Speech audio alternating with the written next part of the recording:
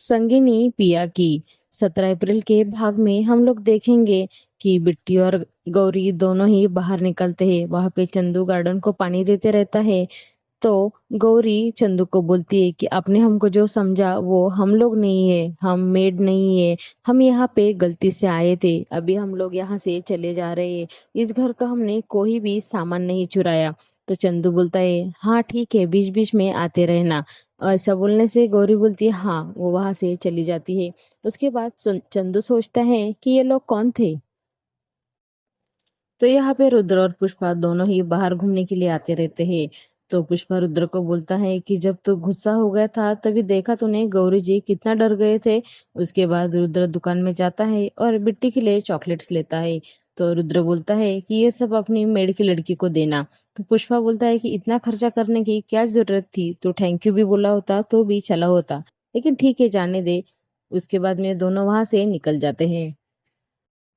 उसके बाद रुद्र और पुष्पा दोनों ही गौरी के रूम में आते हैं। देखते हैं गौरी और बिट्टी दोनों भी वहां पे नहीं है। तो पुष्पा बोलता है कि अंदर तो पूरा सन्नाटा है, दोनों भी नहीं है। तो रुद्र अंदर जाके देखता है तो उसको वहां पे एक लेटर मिलता है। तो गौरी ने नंदाई के लिए लेटर लिखा रहता है। उसमें वो बोलती है कि आपने मुझे बहुत सारा प्यार दिया है, लेकिन आपने जो मुझे पैसे दिए थे और बिट्टी के लिए जो ड्रेस दिया था, ये वो मैं यहीं पे रख के जा रही हूँ। मैं आपको थैंक यू बोलती हूँ। रुद्र ये लेटर पढ़ता है और वो एकदम शांत होता है। तो इधर पुष्पा भी एकदम रुद्र को देखते रहता है। तो इधर बिट्टी और गौरी दोनों ही एक मंदिर में रहते हैं। तो बिट्टी पहले जो बुक बेचने का काम करती रहती है वो वही फिर से बोलती रहती है। तो बिट्टी गौरी को बोलती है पहले मैं जो काम करती थी वही काम मुझे फिर से करना पड़ेगा, तेरी वजह से ये सब हो गया है। इतना अच्छा घर था, रहने को जगह थी, खाना पीना अच्छा मिल रहा था, लेकिन झूठ बोलने से अगर किसी का भला हो सकता है तो तुझे झूठ बोलना चाहिए था। ऐसा बोलने से गौरी बोलती है कि झूठ बोलने से मेरी जिंदगी बर्बाद हो गई। मुझे एक लड़के का फोटो दिखाया और मेरी शादी एक बुड्ढे से करवा रहे थे।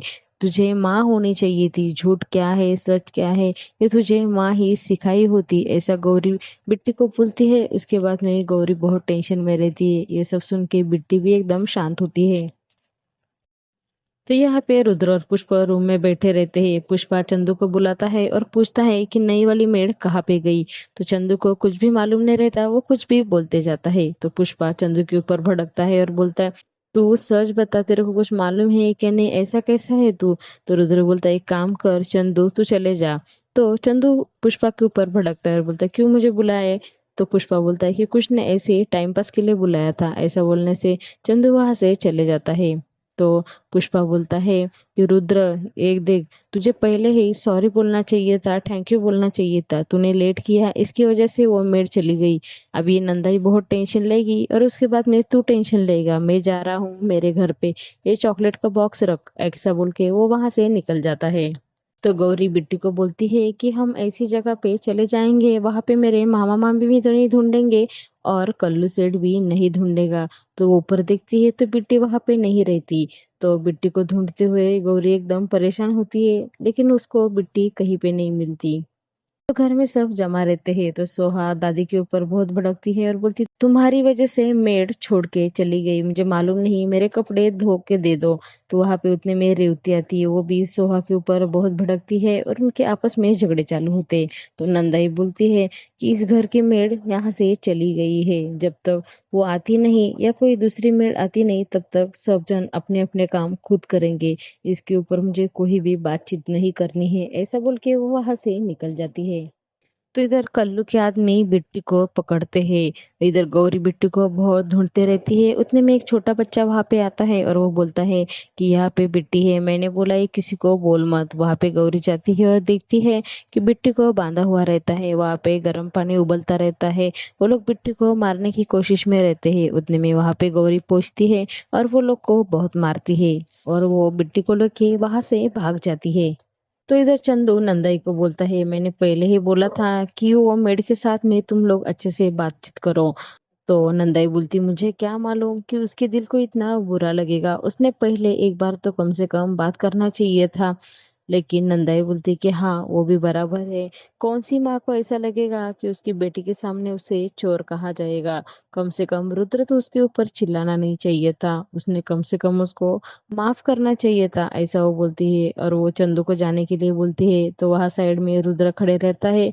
वो नंदाई और चंदू की बात सुनता है और वो एकदम सोचने लगता है। उतने में बिट्टी और गौरी दोनों ही रुद्र के घर पे वापस आ जाते हैं। वो इधर गौरी सोचती है कि मैंने आज तक कभी किसी को झूठ नहीं बोला, लेकिन क्या करूं, मैं बिट्टी को बाहर की दुनिया में नहीं रख सकती।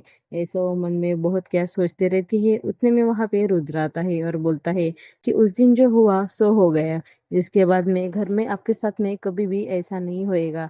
ऐसा बोलने से वो बिट्टी को गोद में उठाता है और बोलता है कि इस घर को तुम्हारी जरूरत है।